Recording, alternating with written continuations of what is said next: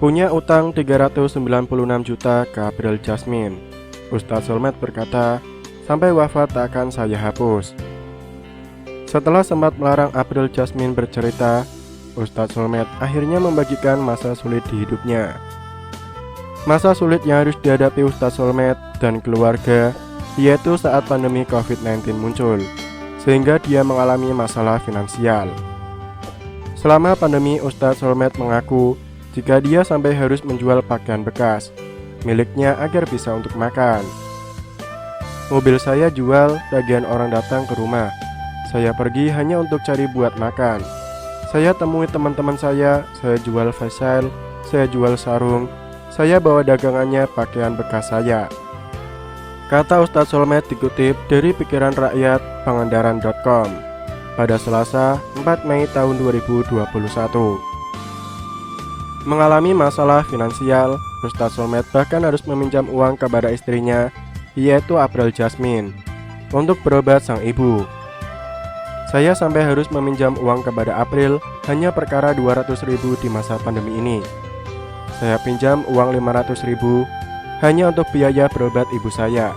Saya tidak punya lagi tabungan saat pandemi ini. Andai saat itu April ketika saya minta lalu mengatakan, saya nggak punya uang.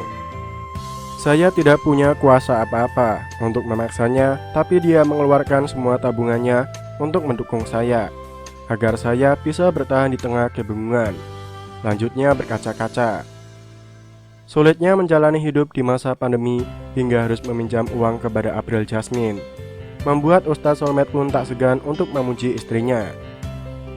Tak hanya meminjam uang untuk berobat ibunya, tapi utang Ustadz Solmed kepada April Jasmine hingga bernilai ratusan juta. Nilai utang Ustadz kepada April Jasmine diungkapkan oleh Ramsi yang membaca catatan Ustadz Solmed saat mengisi acara sahur bersama. Ustadz Solmed mencatat semua hutang-hutang Ustadz Solmed kepada istri tercintanya. Bahkan ada yang jumlahnya, mohon maaf, hanya 350.000. Ada yang 287.000. Total hutangnya semua 396.377.000 rupiah. Tutur Ramsi sambil melihat ponsel Ustadz Solmed.